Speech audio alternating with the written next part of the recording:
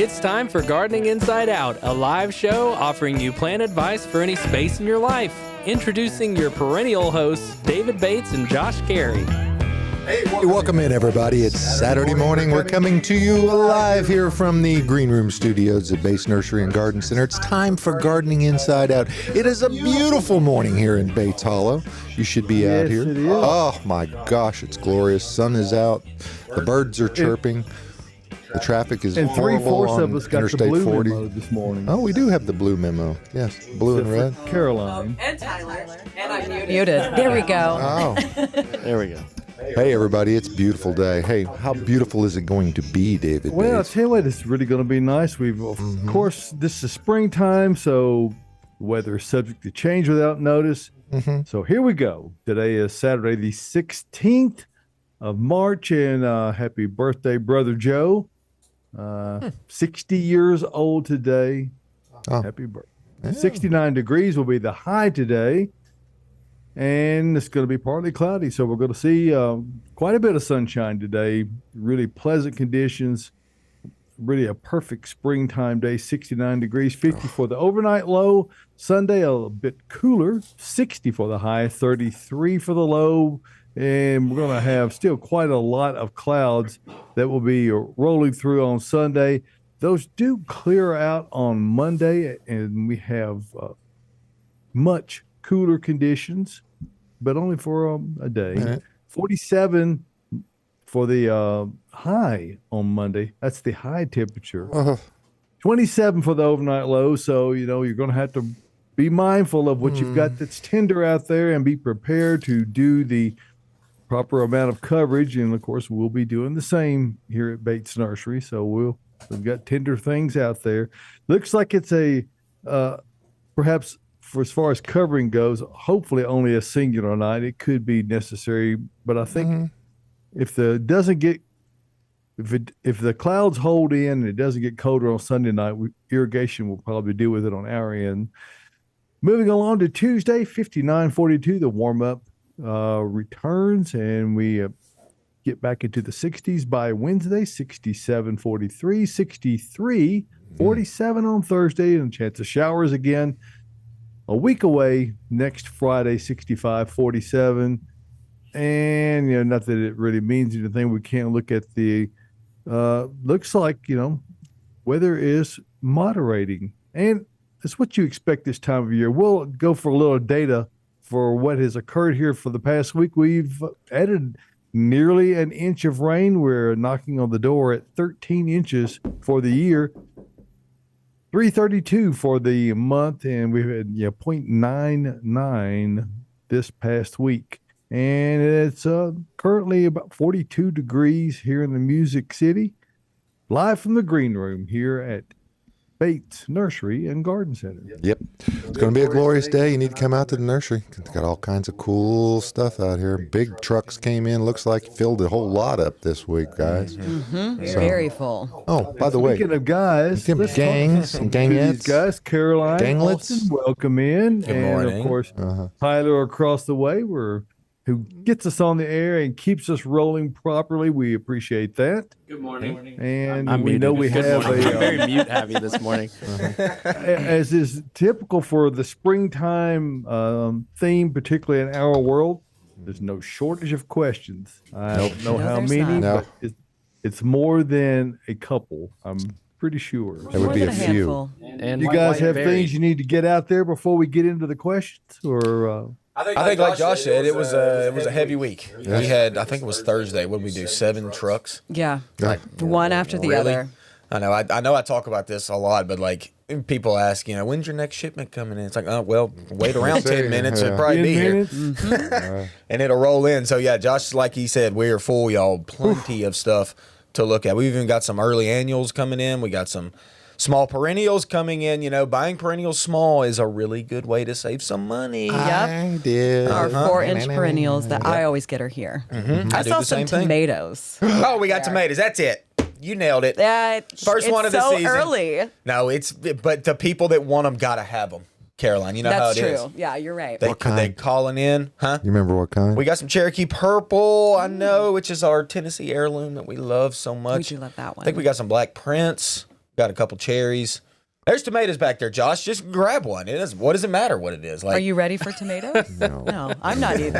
I'm not either. some people are ready though. Are they really? I mean, not ready necessarily to Yeah, set put 'em them out in the tonight. ground, but ready to just have. They just want to hold them. Just hold them close. Love them. Yes, Keep just them love them. inside. Us Tennesseans love our tomatoes. I like You have to taking a love sniff. the optimism of the early springtime gardeners. People really will frequently ask, well, how large of a garden spot should I plant? And I like to tell people, whatever you're thinking, about 25% of that will be about right. Yeah. Because it's because August will arrive and it will be way too much. So it's just hard to visualize that these little plants are going to grow into these really big fruit producing items. Monsters. I think And it's a lot easier just to kind of manage your space and not get burned out quite so badly. And of course that would never happen to you. Obviously, Austin, you have a garden of magnitude size. it's pretty big. It's pretty big. But that's a great point though, David, because whenever you come out and you buy stuff, what I do anyway is I buy 1 4-pack of squash, okay, and zucchini. That's Whenever too you much. buy that, it's a 4-pack. It looks so tiny, but then it ends up being too much, even still. Yes. Just 4 plants. They take up so much room in the garden. They produce a crazy amount of fruit, and then you can't even eat all the amount of squash that you're going to get. I don't want squash casserole again. No, I don't want it. Yeah, Oh, it's exactly. the best, though. But whenever you first start harvesting, it's so good. Yeah. Oh, the squash casserole is so good. First But little baby a little blossoms out 4-pack there. will do you. And honestly, plant 2 of those plants, give 2 to your neighbors because it's so much. I just started my seeds last week. There you go. Start some from seed. And you start all yours inside. Yes. Yeah. Absolutely.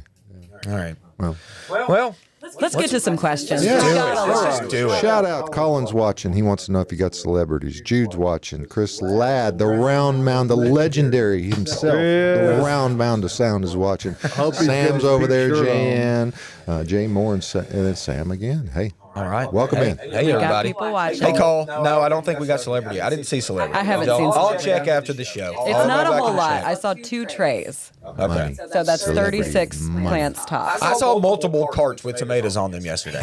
So we might be sold out. But who knows? We'll go check after the show. We will.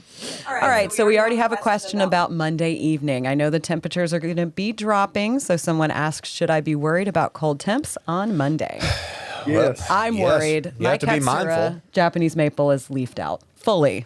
I know. And I'm so sad. I talked to a friend of mine yesterday who comes out, Jonah Price. Sorry if you're watching. Jonah He's Hill. an actor. He doesn't watch us. He might How watch do you us. know? Shout out You're right, Jonah he Hill. might. If you're out there watching, Yeah, let us watch know. Everybody gardens. Yeah. But he has a Katsura Japanese maple too, and he showed me a picture of it, and it's big, like it's a big one, and it's like almost fully leafed out, and he was worried about it, and like I'm really he was like, concerned. a couple years ago it happened to where it got injured, and it just never looked great for the rest of the season. Like that's the problem. It's not like gonna kill it necessarily, but if it looks bad through the season, like what's the point? You know, Mine's small enough to where I could cover it. I was thinking if I park my car on one side of it and my husband parks his truck on the other side, then we can put a big giant blanket over both of the cars. oh man, you're really prepping. I was staring at it when I got home yesterday because it's gorgeous, and I was like, I don't want to lose it. Yeah, But for a single night, that's not crazy thinking. no, I it's mean, not. Anything you can do to impart some additional warmth or mitigate the cold that can intrude is really a good idea. So I don't think that's crazy. It's not going to be the kind of cold temperatures that's going to kill a Japanese maple. Certainly it will Burn not 'em do up a that. little But bit. like you were talking about, Austin, it can get enough damage to where it sets it back for the rest of the season where it just never looks quite as wonderful. So should people be thinking about sheets and that kind of thing? Probably so. Yeah. Because that very tender juvenile new growth that's just emerging is so susceptible. Yeah, So it's very easy for things to be able to become frozen and set back. And I had one at my house, I still have it. It got severely damaged, and it took it actually a couple of years to fully recover. So, you just do what you can. certainly we'll be taking a lot of measures at the nursery, particularly with all the trucks coming in. It's difficult when you've got it. We're forecasting 27. That probably means 23 degrees Out here, for sure, which is not what we want. Mm-mm. It's and even for a night, it's distressing, but we just deal with it because we don't have any choice. That's the way it is. We work. And I think one thing I really wanted to talk about with the new growth would be like your hydrangeas, okay? Those blue or pink hydrangeas, the macrophylla is what I'm talking about specifically. I've got some lace caps at the house that are the same way. They bloom off old wood. So they've already cracked new leaves off of the old wood. That's where my flowers are going to come from. And they've already leafed out. And it's so annoying to have to deal with that. But I'm going to have to cover those or I'm not going to see blooms this year, y'all. And y'all are the same way. In the city, I guarantee your macrophyllas are leafing out. And they're tender leaves, not big, nice, juice, like hardened off leaves. They're small. They're tiny. If you don't cover those on Monday night, you're not going to see a bloom set this year, or it's going to be very, very late and minimal. So think about those. That's a crucial one. Think about it. If you're driving through the neighborhoods and you see people's cars parked along the very front of their houses right next to their shrub beds, you'll know that they've taken Caroline's advice. And that could be a new trend. When I thought of it last night, I was like, this is pretty brilliant because I'd have to build a very big box or something or stick some pieces of wood in the ground to do it. And I said, you know what? We can just pull our cars up. It's right beside the driveway. It won't hurt the lawn for just a night. Yeah, and another thing too is don't forget about those old black nursery pots that you got that you plant, that you got left over in the shed somewhere. Like putting those over top of things is a good idea too. It's helpful. At least putting them over the shrub and then covering with a blanket. Like if you want double protection, it's helpful. They could make a little pup tent. Get them off once cars. it gets above freezing. Mm-hmm. Yeah, the next day I think it's going to warm. I mean, it's not going to warm up a lot, but it's going to obviously it'll be warm enough. Over freezing. You need to get that off and let the sunshine shine on in. Well, I'll have to drive to work, so come 6:30 a.m. it'll be off, but it'll be fine. I felt like a genius for thinking of that, so thank you, everyone. All right, let's move on to some more questions. Tired of red bud dying back. What do you think about hawthorn tree as a replacement? Hey, you know what? I think what that's a good question. One. Hawthorn trees are not even talked about, and they're extremely underused. They're used extensively in the UK. They use them out there like crazy. Really? Street trees, yes. They're very air pollution. They're fine taking that. They bloom a beautiful little white bloom, followed by red berries that the birds love in the wintertime. Mm-hmm. Like, it's a almost the same size as a red bud, pretty much. They're a 20, 25 footer eventually, with kind of an equal spread, a little less, probably about 15, 20 foot wide eventually. But yeah, I think it's a great replacement. They do have thorns, do know that. So it's not the greatest climbing tree because they got some spines on them things. They will get you. What kind of dieback is he talking about? I don't know about a red bud. Red buds are a little bit susceptible to dieback. Really? Not like established ones for the most part. They're typically fine, but like it seems like newly planted red buds, people have issues with those, or it's not like it fully dies. It's like a limb will go, or a limb there, or like a stick at the top will die back. And it does happen. I mean, it really does. But once they're established, they're fine. Borers can happen. Yes. I have a big red bud, and right in the middle, the very top branch that's way high. It's a very old one, is dead. Can't get up there to get it down though. So it looks climb the tree, get up there and cut it out. I'll fall out of that tree. No, if I won't fall, but I don't want to risk it. Okay. I don't want to hurt the tree, but it's like a gorgeous canopy, and then it has one branch that does this, and that branch is just dead. It'll break. It's been there for like probably 3 could years. go in there and break it out. Yeah. Just snap it. I'll try. It's up there high. It's a very old one. Go on and climb it, snap it. Okay, I'll climb it. I'll snap it. I'll take a video just in case I fall out, and then we that'd can be show great. it on the broadcast next week. But yeah, grow a hawthorn tree, y'all.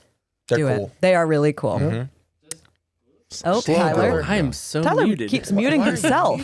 I'm in mute jail. Just letting you know, sorry, I fixed a small technical issue, so if you heard some weird audio stuff, we should be good to go now. Good to go. Excuse me. Pardon your- I got Like that. excited about the next I question. can't fix that. No one can. All right, let's move on to some other questions. I took some cuttings from my grandmother's snowball bush last fall. Very cool. And have rooted them over winter. How tall or developed should they be before I remove them and pot them up? Now, God, Yeah, I mean, hey. Yeah, I mean, if they're rooted, great work. Like, that's cool. Absolutely. Yeah, but I don't know what size they're in now, but whatever size they're in, let's go ahead and move them up. And, you know, the biggest thing really is, like, you don't want to set them out in the yard or whatever too small because things happen with really small plants. They like, get mowed down like they my get, yard. get mowed. They get kicked around. Deer may come in and get something. A rabbit may come in. Like, there's things that can happen with really small plants. So maybe, yeah, this season, let's just go upsize to the next pot. And let's grow it in a pot for the season. But hey, good work. Taking cuttings, Absolutely. getting plants from your grandma, like, Yeah, I love so that. cool. Keep that one plant going. Okay, best evergreen, not boxwood, 4 containers. That face.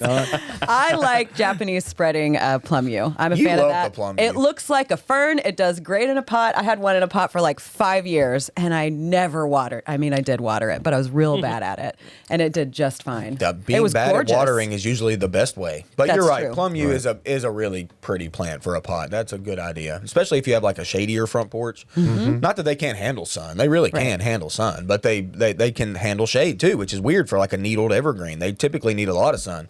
You know, I also like juniper in a pot. That's the most drought resistant probably. And there's spreading sprawly juniper. There's upright juniper. We brought some in the studio today. Behind us here, some upright growing juniper. They're just starting to kind of want to leaf out. They look good. So that would probably be my second option compared to boxwood. Yeah, and one of the things that people, when they use the term evergreen, it's a good point, is that, you know, it's not just a conifer. It's not just something Right. that has needles. It could be a broadleaf evergreen. So the distinction between those two is something that needs to be kept in mind. And certainly most things, I will say, that have needles are going to be more hardy. So they're a little more adept at being able to deal with the temperature swings than are the broadleaf things. So likely juniper or some other type of conifer, you know, a chamaecyparis, false cypress type That's plant. easy Josh, for you to did some say. plantings of those Yes. this past week, did you not? Yes, at I your house? did. Well, I have the hairband. Okay, you know, and I've got 5 now that are evergreen. Hey, can you name those members for us? I know you've named them. That's a secret. No, I've got Bon, and you got Bon and Scott, of course. You have Ted. Okay, he's the lead singer. Okay, and then the other two haven't quite. I thought maybe Sammy Hagar would be one of them. Now, Sammy and Hagar are my crepe myrtles. Okay. Okay, my red buds, of course, are Cheech and Chong. Okay, and Hugo the Mugo. We've got him. You know, so I mean, we're here. Oh, I love it. But I love the your last names. two, the last two have they haven't presented enough personality yet. But, Okay. So we'll see. Well, Spring's keep us coming. posted. Huh? Yeah, we need to know those names. Okay. Let's stick to boxwood, y'all. We mentioned it briefly, and I know Austin's dying to talk about them more. Majority of all my boxwood shrub is dead, but there is some new growth. Should I replace it or keep it? It kind of depends on how the new growth is coming out, I would say, and how much you can stand it. That's the biggest key. Like, you know, do you hate it?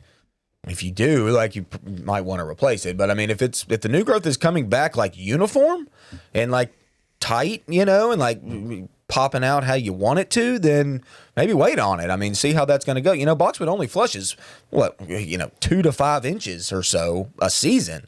So, I mean, that's all you're going to get is this growth in the spring. But if it's coming out nicely and you can like remove any old dead growth and then see new stuff and it's going to, you know, look good, then maybe leave it. But it's based on your aesthetic, if you like it or if you don't. You know, some things that are alive but look half dead. Yeah. If they had, I mean, things that look half dead annoy me more than something that looks totally dead. Like Shannon Yes. and Ben, the boxwoods. In your yard, yeah. I think I'm going to remove them. So goodbye, Shannon and Ben, the boxwoods. I have some boxwoods that are named after our landscape specialists Thank here. you. Yes, Shannon's never done good. I replaced him once. Looked terrible again. That kind of goes for Shannon. In all honesty, folks, I mean, you know, and it's kind of funny that I do this, but when you invest in a plant that is a perennial and you put the time into it it's almost like adopting a puppy in a lot of ways. You've got to take care of them. You wouldn't, you don't name the kid. You name the kids, right? Train them. Yeah, yeah. Well, sometimes you do. If they got the leaves and the stuff out there, you just got to watch out for them. But it just depends on the personality. It really does. And it depends on what you put into it. Right. That's true. But the rest are doing David. well. Adam, Kev, and Tyler the Boxwoods are doing just fine. Oh, okay. Let's talk camellia. Will a camellia hedge grow under a fairly shady magnolia area? That would be gorgeous. That would be gorgeous. I'm just saying. Yeah, and they can. I don't know what fairly shady is actually like almost the perfect 2 words for camellia, like fairly. We don't want fully. So Afternoon shade. Yeah, I put it afternoon shade would be inside the great. canopy of a southern, but I mean, you've got to. Yeah, I mean, full deep shade up underneath a magnolia is not a great spot for camellia, but a fairly shady spot outside of a magnolia tree is a good spot. So, yes, you can do that. And camellias. Ideally, morning sun and then shade in the hot part of the day. They're not great at the heat that really causes some distress for them. So, anything that can be done to mitigate that is certainly beneficial. Definitely. Yes, it is.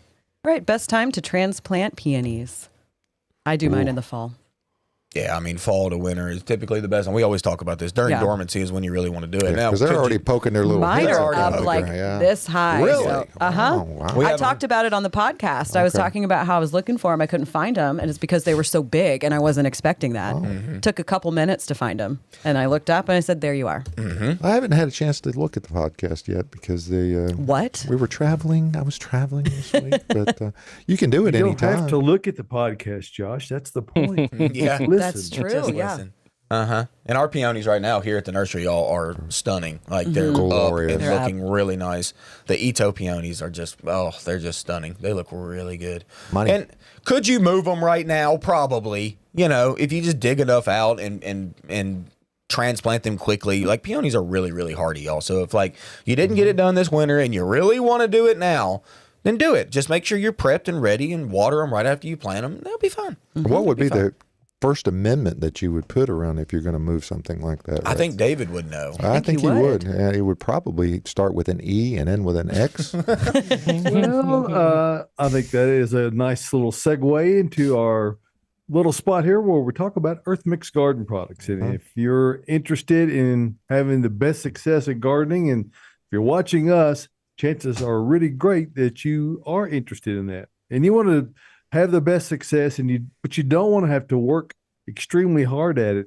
Well, there's another thing that makes Earth Mix garden products a product that is worth your consideration. And when you combine that with the fact that it's 100% organic, it's made right here in Middle Tennessee, it gives you the very best growing ability with the least amount of effort, where your plants don't just hang in there and survive. They really thrive and do exceptionally well.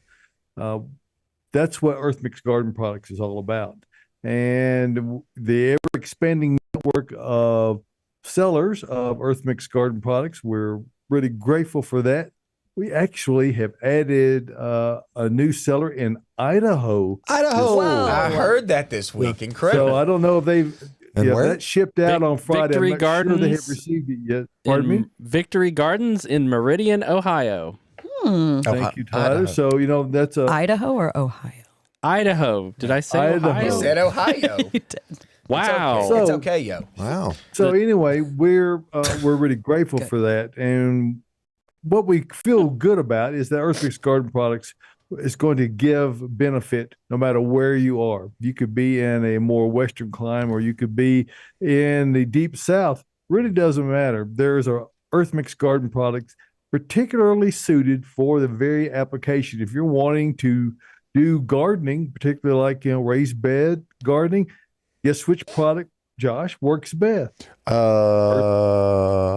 Landscape. How about Earth Mix Garden? Yeah, garden would work in The that. name gardening. Okay. And if you're wanting to plant something in the ground, tree, shrub, ground cover, whatever, and you're doing landscaping around your house, which product might they select? Garden. No, that would be landscape, Josh.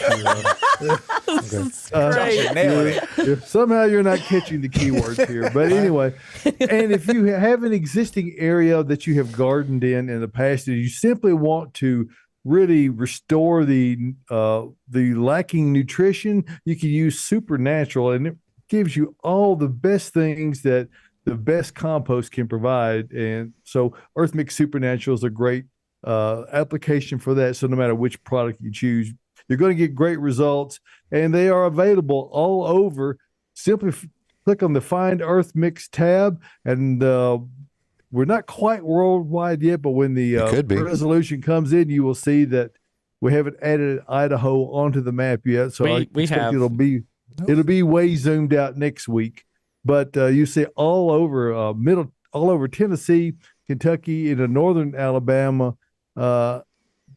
Click on the icon for the little pin nearest you, or simply put your address in the box for turn-by-turn directions to find that location. Just remember this: success in gardening begins at the ground level when you use Earth Mix garden products, and we appreciate you giving us a moment to talk about that and help take the work out of your garden. And Josh, this is where I know you're aligned. Yes, absolutely. They use the best inputs so you get the best outputs. Now, David, go back up to the top of the page again. Okay. You heard about a dealer in Idaho.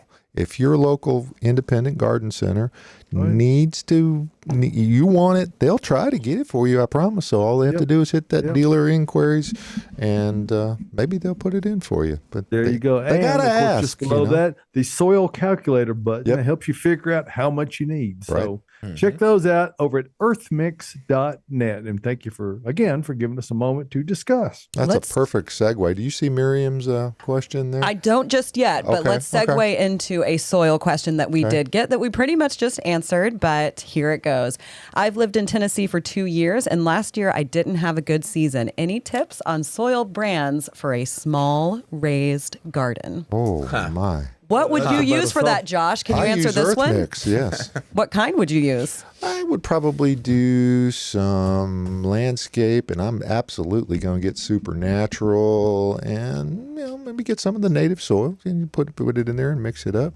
But the truth is, it doesn't matter. It doesn't matter. Which kind you use; they all work well. Now, in Caroline's world, in the indoor plants and tropicals, Proganics I would be the product you would want to choose because it is specifically formulated for indoor plants. So, but for anything else, you've got quite a lot of leeway given the makeup of those, and there's no peat in any of those products. So you've got coconut coir and other great organic inputs, excluding peat moss. So absolutely, there you go.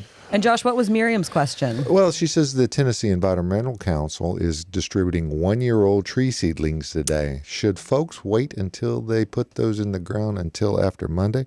Miriam, I'm going to put them in a pot for at least another year, personally, because I've seen that have better success with these little seedlings. They get mowed down pretty easy. Oh gosh, yes. Yeah, like what we talked about earlier. Yeah. A very small plant out in the elements, things can happen, and it's a small plant. So, but also, Miriam, too, look at the seedling or sapling and see if it's cracked leaves yet. If it's still tight and bud, then you could plant it or whatever. But if it does have tiny little leaves, then I would say protect it. It is small. There's not a ton of buds that could crack. So you have to kind of protect those young ones that you got. And it depends on the tree, but the biggest ones that I've ever seen are only 14, 18 inches tall. Probably, usually. So they're going to look like a stick stuck in the ground. Exactly. Little bitty trees are kind of like little bitty humans or even little bitty animals. Like, you got to be a little bit more tender with them. Tiny little babies. Yes, tiny little babies. Well, the guy that I learned, never allow the root system to become exposed or dry at any point in time. So that's the most important thing. If you're not going to be able to get them planted before the first of the week, just keep them in a garage or in the basement and keep the roots moist. If they ever get dry, done. Pretty much throw it away. Done and done. Yeah, the guy I learned a lot of my gardening from was my father-in-law, and they had these tree giveaways, and people used to give them away as promotional items. We did it at the lumber yard because we called them lumber on the hoof, but we gave away thousands and thousands of these seedlings, and he put them right outside at the edge of the garden and let them grow for, I think his were about 3 years before we transplanted them into other parts of the yard. Yeah. So, and he, that way they get enough moisture. Did he get anything other than loblolly pine? Or These were white pines, David. White pines. Yeah, white pines. Wow. Hey, y'all, we got a lot of live questions in, so I want to make sure we get to them. Bill McAllister on YouTube is asking, can I still transplant monkey grass? Oh, yeah. I mean, monkey grass is about as hardy as it gets, y'all. If you need to move it, move it. So, yes. Certainly not too late to move monkey grass. Is that both types, the attractant and the deterrent? Either way. Okay. Yeah, I mean, it doesn't matter with monkey grass. It's so easy to move. Grab it by the hair and move it. Grab it by the hair. Well, the deterrent seems to do much better here, doesn't it, David? It does. Yeah, Indeed. okay. It's You never far see any more monkeys. effective. Yeah, I've never seen it attract monkeys in this area. No. All right, Joan on Facebook. It took them a minute to is catch up. asking, I have a very large old dogwood tree and its branches are covered with moss. Is this a concern? When you say moss, it's probably lichen, I would assume, Yeah. which is just the look of an old tree. I mean, it just happens. And no, it's not cause for concern at all. It's just part of nature. It's symbiosis, people. That lichen just lives on top of that tree, and it's just how it is. I think it looks cool. I think it looks cool, too. It just shows the age of a tree, you know? It's like the gray hair of an old man. Gray hair of an old man. Don't look at me when you're saying that. Some of us that have nice it, looking. Okay, yeah. Yeah, I like it. The flow. Okay. And Anyhow. then Colin asks, he says, hey, Kev, are there any other plants we should also be conscious of with the freeze that's coming in? Hey, Call. So wrapping back around.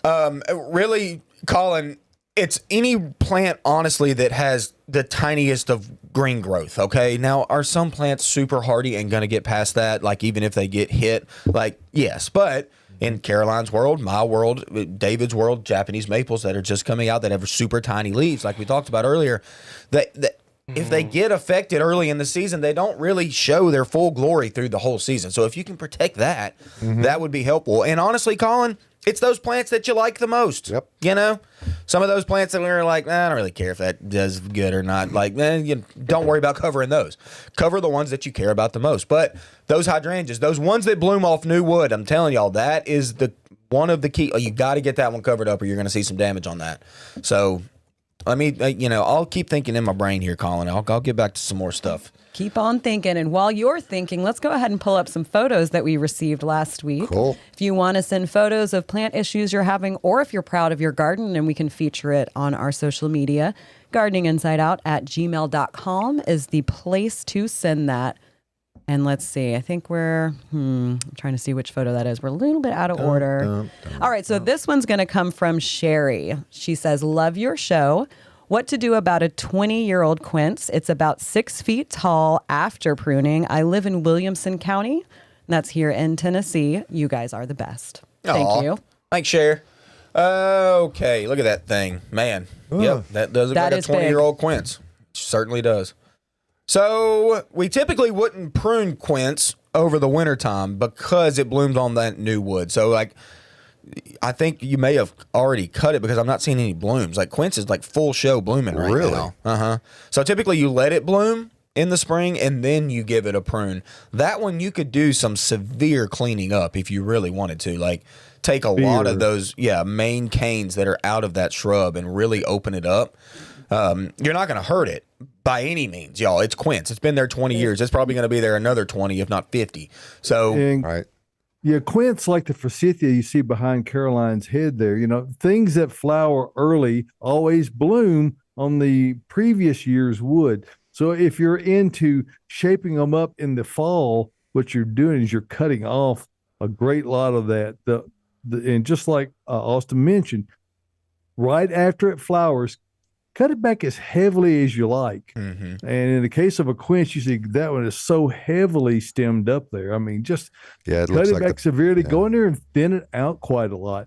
All this new growth will flush out, but don't trim it anymore after that. If you'll leave that on there, then you'll have a really wonderful, nicely shaped, flowing, arching branches from end to end blooms on them. But if you trim it late in the season, like this one obviously has been, you can tell they probably trimmed it in August or September last year, and it had a little bit of grow back.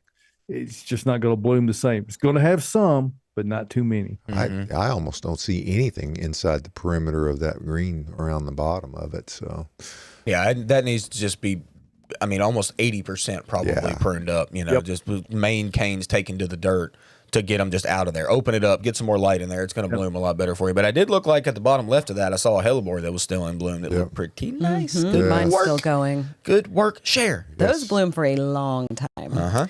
All right, so let's move on to our next one. There it is right there, I believe. Yes, that's Connie. Hi from Murfreesboro. I really enjoy your YouTube channel, and I love listening to your weekly podcast. Thank you. Question, Thank you. we would like to plant this 3-foot area between our fence and driveway.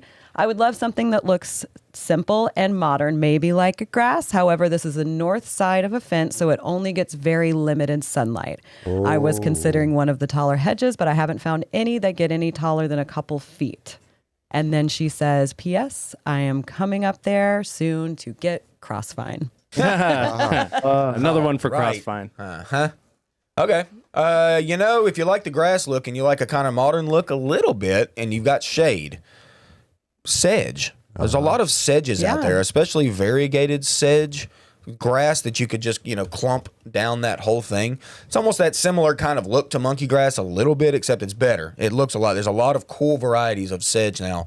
Everillo Carex is a beautiful, stunning, chartreuse growing little tiny bunch grass, if you will, a sedge. I mean, How tall does beautiful. that get, Austin? It literally only gets like a foot and a half, maybe. But the foliage, I mean, Google it. Everillo sedge, the foliage is beautiful, y'all. That could be something that's used. And we could mix other things with it if you want. Now, if you like that modern look, you know, grasses will live in that environment as well. Like, grasses will pretty much live anywhere. So if you wanted something a little bit taller, we could still go with grasses. You could do some hacking a cloe in there, mixing Yes, around. Yeah, exactly. that would You be could do some of absolutely a that. perfect spot for hacking a cloe. And you might even consider using some kind of a hedge effect behind it, maybe like a Hicks yew or a Cephalotaxis, is an upright growing type, something that's not going to spread out and encroach into the driveway and still leave you room to put some other smaller plantings out in front. Yeah, I think too. Yeah, Like the great. sedges, that would be a good place. Great point. And like you could even do like the upright plum yew, like David said. I was going to say that too because it's shade tolerant. Plant like 3 to 5 of those or something, spaced evenly apart down the whole thing, and then in between them we fill in with some of that filler material that's like that low sedge that would look really. Be a That would great create look. a cool scene. That would There's be. options. Come out and see us. All right, final photo comes from Colin. And Colin. Colin says it continues. Let's see it. I know where he's going. I'm with this. sorry. I'm slow. Okay. There it is. That Oh, lamb's look at ear that with blue. that hyacinth. Hyacinth Look and at that lamb's ear. blue. Look at that lamb's ear. Yeah. No, don't look at the lamb's at ear. the lamb's Just ear, look y'all. at the blue hyacinth at because the it's lamb's ear. gorgeous. Oh You're supposed to look at them together, Austin. no, I don't look at them together. What's right But what a behind it? great example of contrasting foliage and textures and flowers. I mean, it just really has a lot going on. I mean, Look right behind it, too. There's like a spirea behind it, Yep, maybe. I think. spirea, and then there's a conifer or something. There's a juniper Colin, I back there. love this. I want to see this entire bed. Colin, you're just killing it, buddy. Colin is killing it. Killing it, Colin. Perfect. Oh, that blue is so good. I can't even look at the lamb's ear. I can look at the lamb's ear. I can look at both all together. Oh, there's that fade. Yay! But those are our photos for today. Again, if you want to send photos of anything you're having issues with or something you're proud of, gardeninginsideout@gmail.com is the place to send those. I mean, if we do get a lot, we might not be able to feature all of them, but we will reshare photos on our social media. We can do a collage. We Yes, we could. could do a collage. Yes, Josh, we could. Now, Colin is helping us out on the Facebook page as well because Kay asked a question. She got in late this morning, so she wanted to know if it'd cover the peonies. And Colin said, yeah, cover basically anything you like. Yes, Colin. So, Get it. but this would be a perfect application for what Austin was talking about, taking the old black nursery pot and just flipping it right over the top of those peonies. Perfect size for that. It's helpful. Done. I've got like a million of Thank those you, pots. Colin. Huh? Yes, thank you. You probably Colin. give them for you if they come out here to the nursery too. 'cause there's a We give bunch away of them. pots. Yeah, Yes. we have a little area where we give away pots if you ever need anything. You just want to grow a tomato or pepper or something in a pot. Like, come on out. We give them to you for free as long as they're like a 7-gallon or less. We typically keep the big ones because we have to repot stuff in the summer. Typically is when we do that. So Right? There you go. Yeah, we might as well take this opportunity to talk about where we are. Well, and that's, where are of we? course, Bates Nursery and Garden Center. And if you come out and see us, we've been beautifying Nashville, by the way, since 1932. My grandmother, right there in the picture, she got us all started back over on 26th in Charlotte back in the day. And so 92 years later, we're really proud to be able to maintain this Nashville tradition in her honor, and hopefully greatly expand on the amount of things that are available for all your horticultural interests. It doesn't matter if you're talking about trees or shrubs, whether they're ornamental or fruit-bearing trees or berry plants, perennials, annuals. We've got a lot more of that coming in the coming weeks, and everything in the way of shrubbery for your basic foundation planting, ornamental grasses, sun, shade, you name it. We have things to take care of all the great variety of landscape situations in your landscape. Perhaps you're into natives. We have an extensive selection of that. So no matter what you're looking for, we've got it here at Bates Nursery and Garden Center. Of course, we want you to have the very best success with your planting. So that's why we wholeheartedly endorse Earth Mix Garden products. Yep. With everything you're planting, you will improve your success dramatically by using Earth Mix Garden products. So come on out and see us. We are conveniently located 1 mile north of Briley Parkway at exit 19 on Whites Creek Pike, which is just minutes from Rivergate, Opry Mills, downtown Nashville, Nashville West. And Josh, I know you can attest to this, is that it's worth the drive no matter where you're coming from. And you come a little distance every Saturday morning. And I know a lot of other people travel some distance. We're very appreciative of that. We really do our very best to make it worth the effort to come see us. We have greatly expanded our parking facilities since last spring. So you're going to find ample, much better quality parking. And we're going to hopefully give you the same level of high quality service Absolutely. and selection that we really strive to continue to work at here at Bates Nursery and Garden Center. By the way, if you want to stay in touch on a weekly basis, if you just scroll down the Bates Nursery webpage, that's batesnursery.com, the next section right down is called Newsletter, and I do a weekly newsletter. I'd be happy to have you sign up for that. Just put your name and your email address and click the little box that says, I'll actually want to receive it, and subscribe. And what that'll do is that'll get you the online edition. This week we talked about the adaptable Asian acers, also known as Japanese maples. We have a tremendous selection. I'd say probably our peak selection for the year right now. So if you're interested in those things, you definitely should come out and see us, or anything here at Bates Nursery Garden Center, beautifying Nashville since 1932. Bates Nursery and Garden Center. Mm-hmm. So there you Did go. it again. Oh my goodness. You're muting yourself I all literally morning. encountered a customer who said it truly is worth the drive from anywhere this week. And she also remarked on what an improvement the parking lot made to the experience here. So it's worth checking out. If you're bringing your small trailer, it is night and day from what it used to be. So I, mean, I can tell you personally, on a personal level, On a personal I'm level. so grateful to have that done. That project just about did me in. It took everything. Oh my word! We got it done. That's all I can tell you. So anyway, it turned out as well as I hoped it would, and I think that you'll find that's the case. So All come right, see us. speaking of Bates Nursery, What's in room with Caroline? so all of this stuff in this room, with the exception of one thing, you can come down and get today. And when I say one thing, we only have one left. And it is this thing that we are featuring on our Lazy Susan. So if you're my mom, shout out to Sherry Gant, who sent me a text. She said they love the spinning plant. So last week we had a non-automated Lazy Susan, and it just didn't work out. So Tyler went ahead and got us this one so we can have our featured plant spinning the entire time. That's right. He's got the turntable going now. That's You don't right. go And here we go. Look Been at going her all the time. go. Oh my God. So I'm usually not a fan of azaleas, but Austin was like, Caroline, did you see these azaleas that just came in? I believe they're called Christmas time. Is that correct? Christmas cheer. I think. Christmas cheer. Yeah. Christmas Look time. at that. It's so tight and compact and little and Oh cute. yeah, got the fade. Oh, there's that fade. I did read on them that they do get 6 feet. Now, I don't know if that's true because I really wanted some, but I am not a fan of azaleas, but I might be now. What a beautiful Now, color. I'll say this about azaleas quickly. Planting them correctly is of paramount importance. They have no heavy roots. They will not penetrate into a hard, compacted soil. So if you fail to do that, you're predetermining the failure on the front end. So we use Earth Mix Landscape. They really need to have that Mounded up. well-drained, porous soil. They'll do wonderfully. Now, all Hynodearii family azaleas, of which Christmas cheer is one, and there are many others. They all can get quite large, but they do not grow fast. So there you go. It's going to take a long time for them to get big, and they are easily controlled. Again, like we talked about on the plant earlier, whether it's forsythia or whether it's flowering quince or whether it's azaleas, right after they bloom, if they're too large for you, that's the time to trim them severely.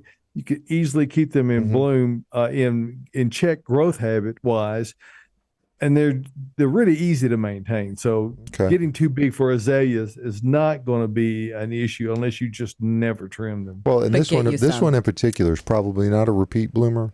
No. No, it's okay. not. So I mean, that would be the. But let's repeat some things yes. because David magically mentioned every single plant that is sitting behind him. Yes. That we are still featuring at What's in Room. So what is that behind David's head?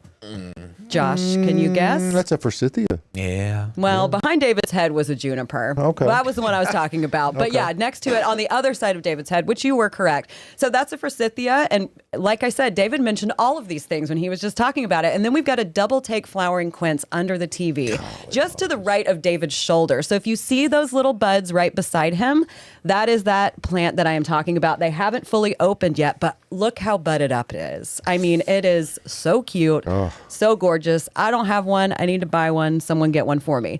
And then underneath the TV, Tyler, if we could just pan out to the whole thing, we've got, I believe it's Autumn Majesty Encore Azalea. So right down here, these little tight blooms, bigger than the Christmas cheer that we have on our spinning Lazy Susan, but super cute. I saw them across the lot and said, we got to bring those in today. We have to feature them. Y'all, we have like 1,000. Oh, Tyler's going back. Encore azaleas. Maybe not 1,000, but we've got a lot. It's probably about 1,000. We got, I think, 600 in, didn't we? Something incredible.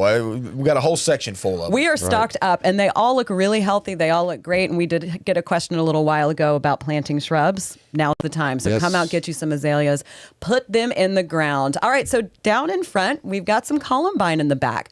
Super cute perennial, looks like little lanterns. They blow in the wind. They get these seed pods that make little maracas. I mean, wow. That whole Morocco.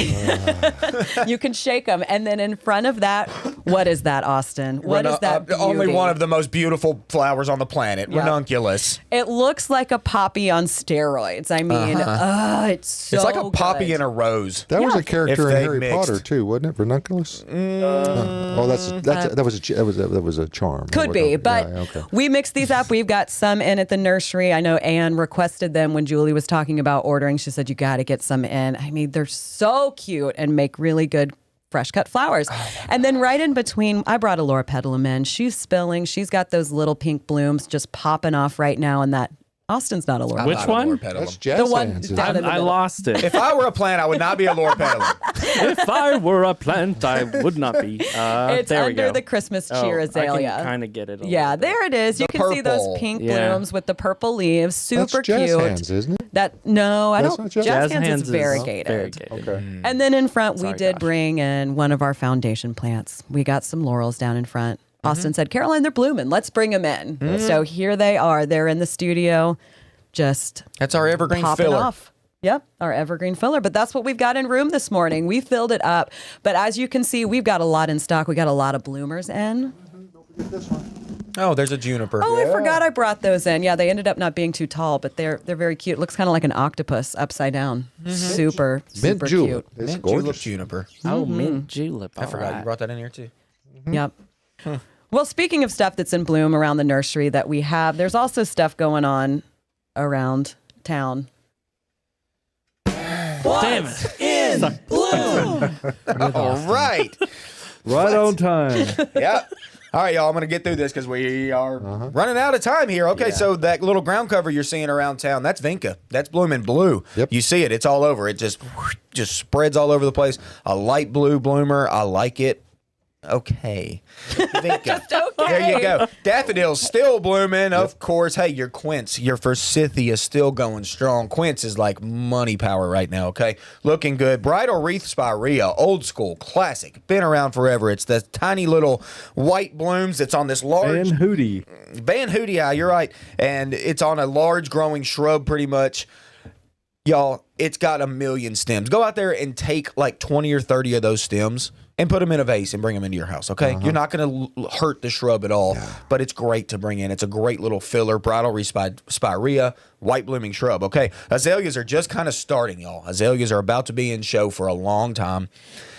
They're just getting started. It's going to be beautiful. Just wait. All right, plums pretty much finished up, but they are kind of still blooming. They probably won't be by Monday. All right, peaches and patio peaches. Those are money. Blooming like crazy. Saucer magnolia, hey, they got hit by a freeze, but they didn't really get affected all that bad, although Caroline has one in her yard, and she told me hers is showing a little bit more signs of stress. Yeah. Just a little bit, but honestly, it didn't get whacked as bad as I thought it would. Usual years, they turned to mush. This year, they just kind of browned up a little bit on the tips, but honestly, they held up okay. Good work, saucers. South of town, they didn't get damaged at all. Yeah, no, not too bad. Hey, Bradford Pear's still going, Josh. You love that.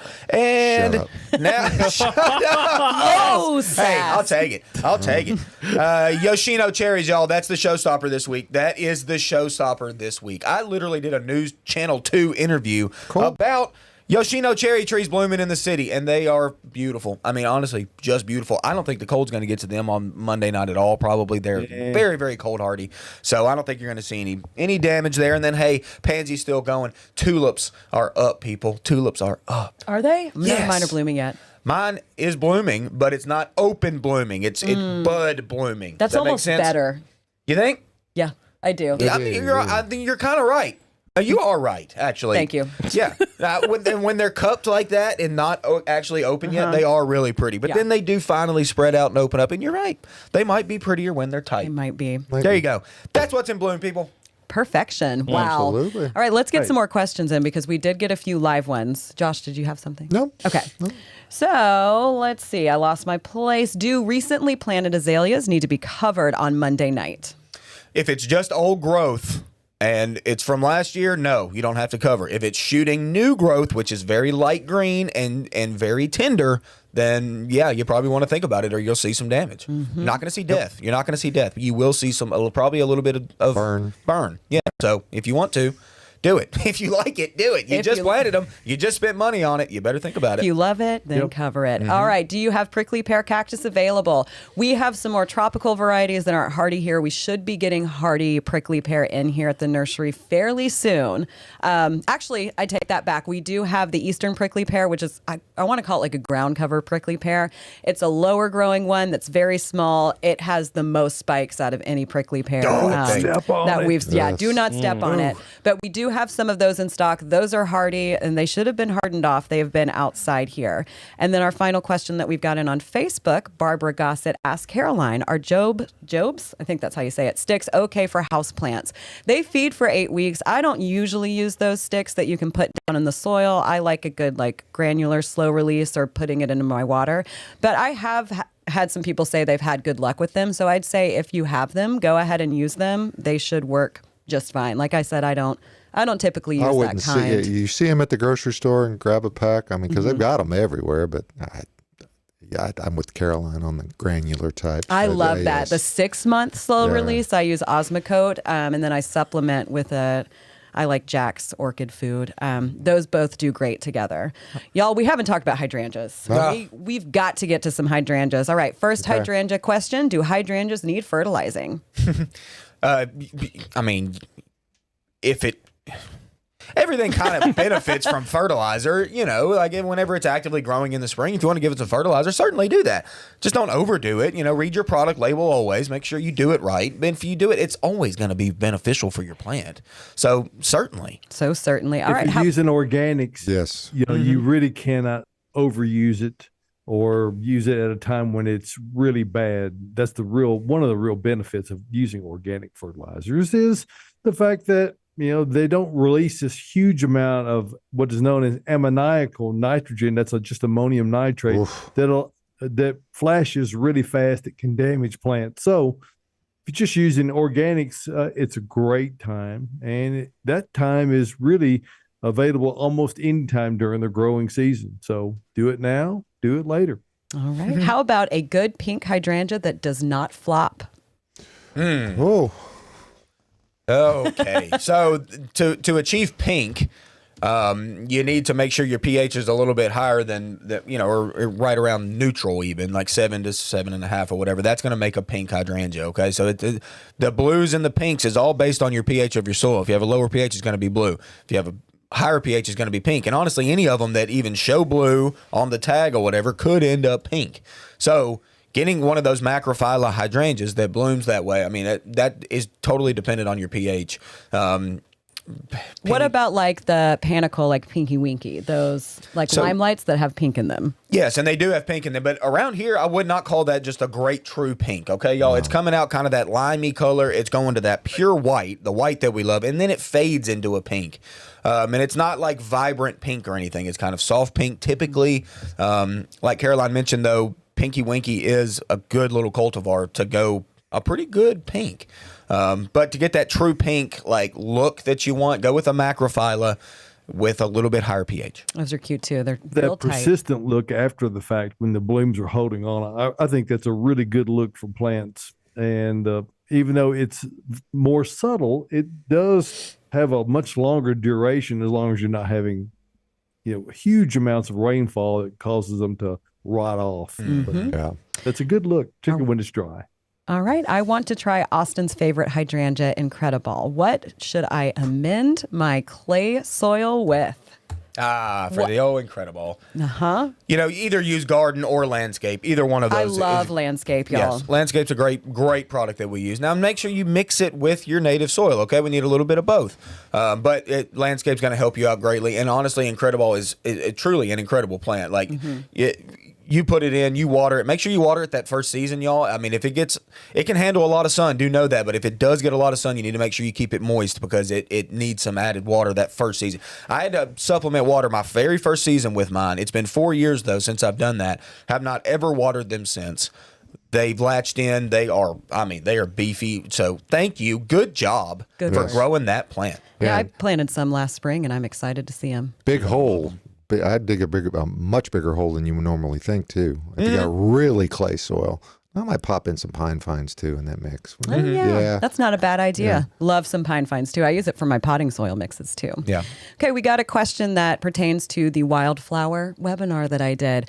Thank you for the wildflower boot camp. If we are going to begin with plant starts, is it better to plant in the fall or spring?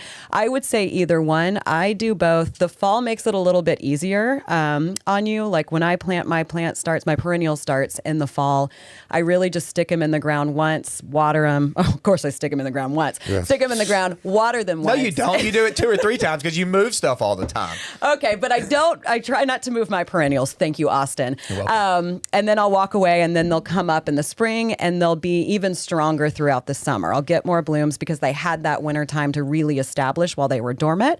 Now, the downside to that is, at least for me, I forget what I planted. So if I plant stuff in the spring, it's growing, it blooms, and then I say, oh, I know what you are. So either one is going to do just fine. The spring, you're going to have to take care of it a little more. You're going to have to water it, baby it a little bit more than you would in the fall. But you could really do either one, especially if you start like right now. This is now is a good time to get those little perennial starts in the ground so they can get established while the weather's still a little bit cooler. They'll be more stressed as the weather warms up a lot. I think it's also worth noting that in the spring, if you do it, like you've got got a great selection. This is whenever That we too, start getting kicking. So you really get to see a ton of different options. You know, in the fall, we might be like running out of stuff, not really reordering all that much. Right now, literally, we are ordering just like every single day. Like things are coming in. So it's a great time to like get a great selection of what you might want to grow. So many things, but thank you for watching. Yes. And the point that you guys made earlier, and we often make on here, is that this is one of the areas where people have the greatest opportunity to save money is to buy the smaller size, a little quart pot or 4-inch size of perennials. They are growing machines. So, you know, if you must have instant gratification, it just costs more. Go ahead. By the time you get them with a season of growth on them, you can barely tell them growth wise from a plant that was in a 1 gallon container. So, you know, it'll save you money and it'll do just as well. Hey, Edward's all about saving money. He doesn't tell us which kind of plant that he had at his daughter's wedding, but they were gorgeous, but they were pricey. So, hey, man, it was all about the bride. So you're all good. You're all good. She was happy. All right, folks. Music means we're done with this edition of Gardening Inside. That was so fast. Blur, as it were. But, hey, be safe out there. Come out to the nursery. They're open today and tomorrow, and the selection is amazing. The tree lot. You got to go over the tree lot and see what they got in this packed. week. It's amazing. For everybody here at the show, we appreciate you. Like, share, comment. Go out there, let the whole world know about Gardening Inside Out, because we'll be here for you next Saturday morning, right here from Bates Nursery and the Green Room Studios. See you then. Love y'all.